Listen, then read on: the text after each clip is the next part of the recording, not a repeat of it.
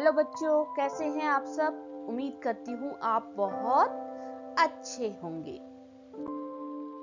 बच्चों, इस वीडियो में हम समझेंगे कि संज्ञा किसे कहते हैं, संज्ञा की परिभाषा को भी समझेंगे और संज्ञा के भेद को जानेंगे। तो अच्छे से समझिएगा। शुरू करते हैं। संज्ञा किसे कहते हैं। बच्चों, संज्ञा को हम 5 भागों में बांट सकते हैं। पहला, व्यक्तियों के नाम, जैसे सचिन तेंदुलकर का नाम, जैसे अमिताभ बच्चन का नाम, मदर टेरेसा, आपका नाम और मेरा नाम, सभी संज्ञा शब्द होते हैं। फिर है प्राणियों के नाम, छोटे से छोटा कोई कीड़ा या बड़े से बड़ा कोई जानवर या पक्षी, सभी इसके अंतर्गत आते हैं प्राणियों के नाम में। वस्तुओं के नाम, जैसे केला, केला एक वस्तु है, कपड़े, घड़ी, दरवाजा, ये सब क्या है, वस्तुओं के नाम, तो इनके नाम भी संज्ञा शब्द होंगे। फिर है स्थानों के नाम, स्थान मतलब जगह, जैसे ताजमहल एक जगह है, कोटा एक जगह है, मंदिर और विद्यालय, ये सभी क्या होंगे, संज्ञा शब्द। फिर है भावों के नाम, भाव जिन्हें महसूस किया जाता है, उन सबको संज्ञा कहा जाता है। तो क्या हुई परिभाषा, किसी व्यक्ति, प्राणी, वस्तु, स्थान और भाव के नाम को संज्ञा कहते हैं।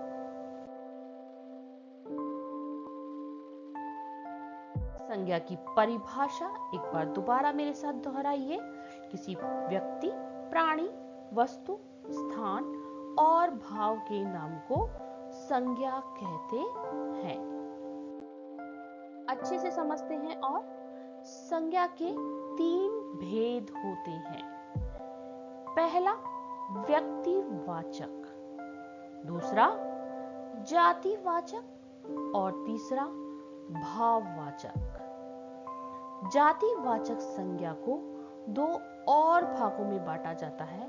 पहला होता है समूहवाचक, जिसे आप इंग्लिश में कहते हैं कलेक्टिव नाउन। दूसरा होता है द्रव्यवाचक, जिसे आप कहते हैं मैटेरियल नाउन। बच्चों, व्यक्तिवाचक संज्ञा की परिभाषा पढ़ते हैं। जिस वस्तु से किसी विशेष मतलब स्पेशल या पर्टिकुलर व्यक्ति, वस्तु या स्थान के नाम का बोध होता है, मतलब जानकारी मिलती है, ज्ञान मिलता है, उसे व्यक्तिवाचक संज्ञा कहते हैं। अगर हम साधारण शब्दों में बोले कि जो अपने आप में एक है, जिसके बारे में हम उस सेंटेंस में, उस वाक्य में बात कर रहे हैं, वो अपने आप में एक है अगर, तो वो व्यक्तिवाचक संज्ञा होगी। कुछ उदाहरण, जैसे मुकेश नाम है एक लड़के का, दिशा, सुरभि, विहान, तो सभी के नाम, क्योंकि वो अपने आप में एक हैं, जिन्हें हम जानते हैं, जिनके बारे में हम बात कर रहे हैं या सेंटेंस बना रहे हैं, वहां वो एक अकेला है, तो वो क्या हो गया, व्यक्तिवाचक संज्ञा। कुछ और व्यक्तिवाचक संज्ञा के उदाहरण देखते हैं। महात्मा गांधी अपने आप में एक थे, मदर टेरेसा एक थी, इसी प्रकार लता मंगेशकर भी एक थी और अमिताभ बच्चन एक हैं। रामायण पुस्तक एक है। अगर हम रामायण की बात करें तो हमारे दिमाग में आ जाती है कि अच्छा, रामायण पुस्तक वो वाली। भारत भी एक है, हमारा देश। हवा महल जो जयपुर में है, अपने आप में एक है, वैसा दूसरा नहीं है। कुतुब मीनार जो दिल्ली में है, वो भी एक है। तो वो जो एक होते हैं व्यक्तिवाचक संज्ञा कहलाते हैं। जातिवाचक संज्ञा, पहले परिभाषा पढ़ते हैं और समझते हैं। जिस शब्द से किसी एक जाति के सभी प्राणियों अथवा वस्तुओं का बोध हो उसे जातिवाचक संज्ञा कहते हैं। मतलब एक ही तरह की कई चीजें अगर होती हैं, जैसे बात करें सेब की, तो सेब एक अकेला नहीं है इस धरती पर, कई तरह के और कई छोटे बड़े सेब होते हैं, तो वो होगा जातिवाचक संज्ञा। जातिवाचक संज्ञा के कुछ उदाहरण देखते हैं। गुलाब, गुलाब कई हो सकते हैं। इसी प्रकार आम भी कई हो सकते हैं। नदियां कई हैं हमारे देश में और बाहर के देशों में। अध्यापिका, अध्यापिका कई हो सकती हैं, आपको भी कई अलग अलग अध्यापिका पढ़ाती होंगी।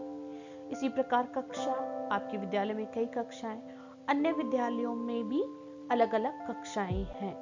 तो जो एक न होकर कई होती हैं या जिनके बहुवचन बनाए जा सकते हैं। ध्यान से समझिएगा बच्चों, जिन शब्दों के बहुवचन बन सकते हैं, जैसे गुलाबों में से खुशबू आती है, तो गुलाब का क्या हो गया? गुलाबों।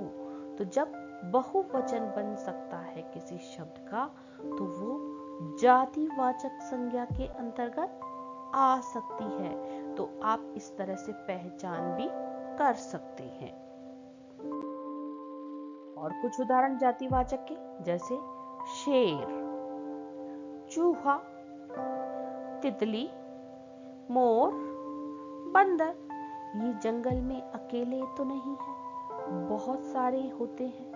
तो ये जातिवाचक संज्ञा के उदाहरण हैं। जातिवाचक संज्ञा के दो भाग, समूहवाचक और द्रव्यवाचक, इनकी जानकारी लेते हैं। समूहवाचक संज्ञा, तो समूह मतलब ग्रुप। जब ग्रुप हो तो वो वाले शब्द संज्ञा कहलाते हैं। जैसे पुस्तकालय, पुस्तकालय क्या है? किताबों का समूह, उसको पुस्तकालय कहते हैं। इसी प्रकार गुच्छा, गुच्छा किसका होगा? या तो चाबियों का होगा या अंगूर का होगा। अकेली एक चाबी का गुच्छा तो हो नहीं सकता, उसमें बहुत सारी चाबी होंगी या बहुत सारे अंगूर होंगे। तो गुच्छा शब्द मतलब उसमें एक से ज्यादा चीजें हैं। झुंड, झुंड किसका हो सकता है? गाय का या अन्य किसी जानवरों के झुंड। तो उसमें आपको पता लग रहा है कि झुंड का मतलब एक नहीं है, एक से ज्यादा है, तो समूह के रूप में है। सेना, सेना में एक व्यक्ति अगर है तो उसको सेना नहीं कहेंगे। सेना क्या होता है? बहुत सारे सिपाहियों से मिलकर बनती है। तो ये समूहवाचक संज्ञा का उदाहरण है। इसी प्रकार परिवार, परिवार अकेले एक व्यक्ति से नहीं बनता है, परिवार में कई सदस्य होते हैं। तो परिवार एक समूहवाचक संज्ञा का उदाहरण है। तो समझ में आया समूहवाचक संज्ञा कौन सा होगा? अगला है द्रव्यवाचक। द्रव्यवाचक में पानी, दूध, लोहा, तेल, सोना, घी, तो जितने भी मटेरियल्स हैं वो द्रव्यवाचक संज्ञा के अंतर्गत आते हैं। भाववाचक संज्ञा, परिभाषा पढ़ते हैं पहले। जिस संज्ञा शब्द से पदार्थों की अवस्था, अवस्था मतलब स्टेज, गुण, दोष, धर्म आदि का बोध हो उसे भाववाचक संज्ञा कहते हैं। उदाहरण देखते हैं। खुशी, खुशी क्या है? खुशी एक भाव है जिसे महसूस किया जाता है। प्यास, प्यास को भी आप महसूस करते हैं। गर्मी, उदास, उदास होना, उदासी को महसूस किया जाता है ना, कोई सामान नहीं है उदास।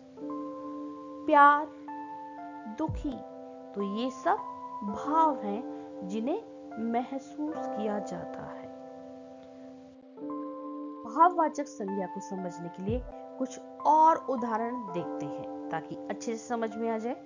मिठास, खटास, थकावट, मोटापा, मित्रता, सुंदरता, बचपन, अपनापन, बुढ़ापा, प्यास, भूख, क्रोध, गरीबी, आजादी, वीरता आदि। तो ये सभी भाववाचक संज्ञा के उदाहरण हैं।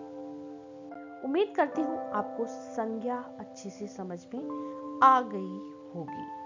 अभ्यास कीजिएगा, बार बार वीडियो देखिएगा और वीडियो पसंद आए तो लाइक शेयर अवश्य कीजिएगा और चैनल को सब्सक्राइब कीजिएगा, क्योंकि रोज शाम को 5 बजे मैं आपके लिए ऐसे ही ज्ञानवर्धक वीडियो लेकर आती हूँ। Thank you children.